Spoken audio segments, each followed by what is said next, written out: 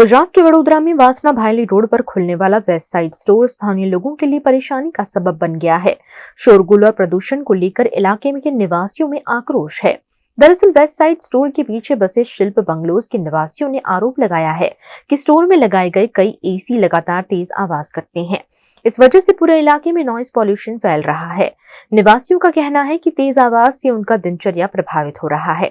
वहीं इलाके में रहने वाले बुजुर्गों और बच्चों की परेशानी और भी बढ़ गई है। लोगों ने इस समस्या को लेकर कई बार आवाज उठाई। आगे साइड है, इसके राइट साइड आ रहा है, राइट साइड का ये पूरा नीचे इसके फेस करके हम लोग जस्ट 5 मीटर डिस्टेंस में हम यहाँ पे रहते हैं। और जो अंदर है, ये हमारा रूम है यहाँ पे, ये पूरा आवाज़ आता है यहाँ पे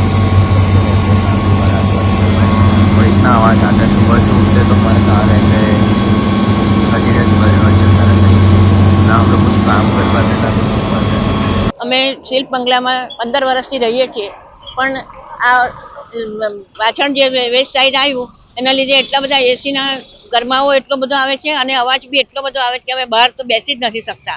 ઘરમાં બી અમારે મોટેથી વાત કરવી પડે છે અને હવે જેમ જેમ દિવસ જશે ને ઉનાળો આવશે તો વધારે ગરમી બી ત્યાં આગળ એ થશે। તો અમારે માટે આને માટે કંઈક કરવા માટે અમે તમને લોકોને એ કહીએ છીએ।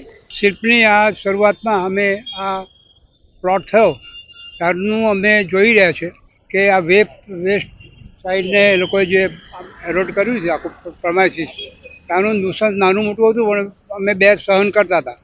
હવે એવું થયું છે કે એની પાછળની સાઈડે 40 એસી મૂક્યા છે, 40 એસી, અને એસીનો આઉટર જે પોર્શન જે છે એ શિલ્પની બિલકુલ અડીને દિવાલ ટુ દિવાલ 5 કે 6 ફૂટ દૂર હશે એ પ્રમાણે ત્યાં મૂકેલું છે। હવે 40 એસીમાં આજની તારીખે સમજો ને કે 25% જો ચાલુ હોય અને ચાલુ છે, 25%માં બાકીના અમારા આ શિલ્પ બંગલાની અંદર જેટલા લોકો રહે છે એના અવાજ અને એની ધ્વનિથી એટલા બધા દુઃખી થયેલા છીએ અને એ ન સહન થાય કોઈપણ રીતે, ટેકનિકલી પણ ન સહન થાય એટલો વોલ્યુમથી અને 24 કલાક સમજો 9:30થી તે સાંજના 9:30-10 વાગ્યા સુધી આ ચાલુ રહે છે અને હજુ તો ફક્ત તેના 10 કે 15% જ ઓન ચાલુ છે। જ્યારે 40 એસી ચાલુ થશે ત્યારે ખબર નથી પડતી કે ત્યાં શું વાતાવરણ થશે અને કેવું થશે।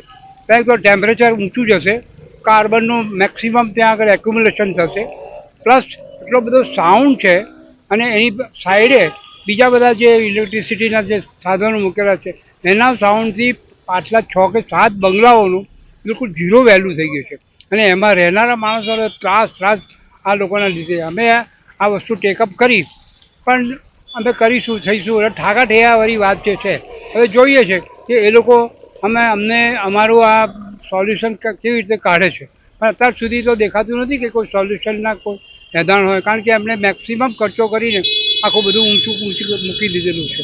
હવે જોઈએ છે કે શું થાય છે। सिर्फ वेस्ट साइड प्रबंधन ही नहीं बल्कि नॉयल टाटा और नॉइज पॉल्यूशन विभाग तक को चिट्ठियां लिखी गई, लेकिन अब तक कोई ठोस समाधान नहीं मिला है। नतीजा ये है कि लोगों का गुस्सा बढ़ता जा रहा है। हम लोग यहाँ पर कितने 20 साल से रह रहे हैं।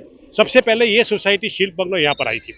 हम लोग यहाँ पर पीसफुली रह रहे थे, मगर वेस्ट साइड है तो हम लोग बहुत खुश थे कि चलो वेस्ट साइड आ गई, अच्छा है, टाटा की ब्रांड है, हम लोग वहाँ जाते हैं।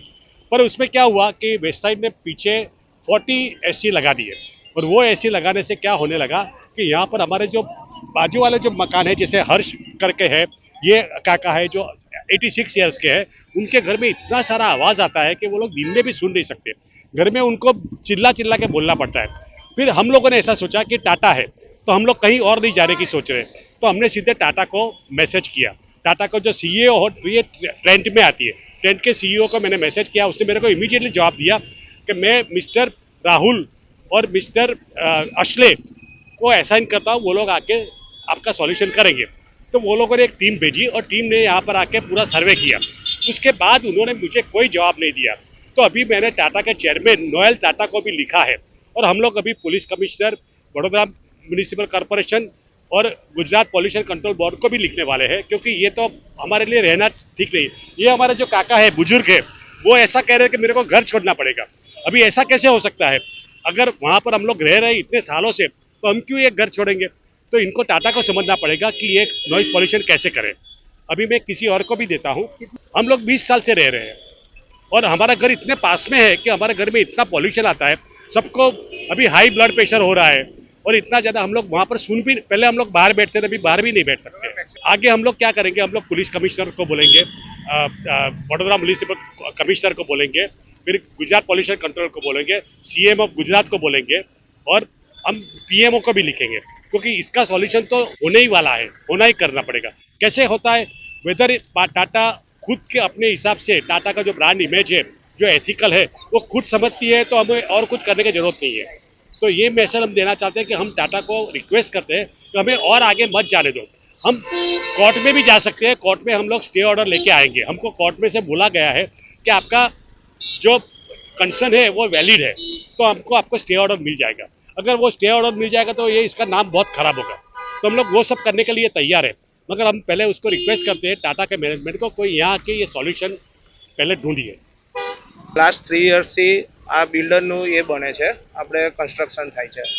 હવે અત્યારે એમને અમને ઘણી બધી રિક્વેસ્ટ કરી કે તમે જે અત્યારે જે યુનિટ મૂક્યું છે, વોલ્ટાસનું યુનિટ મૂક્યું છે, એ અમારું એકદમ ઘર નજીક છે. મારું ઘર છે D1 સિલ્ક બંગલોઝ, બિલકુલ નજીકમાં નજીક મારું ઘર છે. ત્યાં એટલો બધો નોઇસ થાય છે અને ગરમ હવા આવે છે. હવે અત્યારે ચોમાસા શિયાળામાં તો અમને અત્યારથી આટલી ગરમ હવા છે, તો ઉનાળામાં એટલે સમરમાં તો કેટલી અમને પ્રોબ્લેમ થશે. પ્લસમાં જે બપોરમાં જે નોઇસ થાય છે, તો ઘરે લેડીઝ નહીં સૂઈ શકતી કે ઘરના કોઈ નહીં સૂકતા અને છોકરા ભણી બી નહીં શકતા. તો એના કારણથી અમે એટલી બધી રિક્વેસ્ટ કરી છે. હવે એક રિક્વેસ્ટ બિલ્ડરને બી કરેલી છે અને ટાટાને બી કરેલી છે, પણ એનું કોઈ નિરાકરણ ના આવવાથી અમારે અત્યારે તમારા માધ્યમ થ્રુ અમારે જવું પડ્યું છે. હવે તમારા માધ્યમ થ્રુ મારે કેવું એવું છે કે અમારે સરકારને બી થોડી રિક્વેસ્ટ કરવાની છે. આ ચેપ્ટર સરકાર બી ધ્યાનમાં દોરે તો અમારે શું છે કે આ ચેપ્ટર ધ્યાનમાં દોરાથી ઘણા સિનિયર સિટીઝન અમારી સોસાયટીમાં રહે છે. જો આ પ્રોબ્લેમનો સોર્ટ આઉટ થઈ જાય તો અમારા માટે બહુ સારું છે. નહીં થાય તો અમારે પછી આગળના પગલાં લેવા પડશે.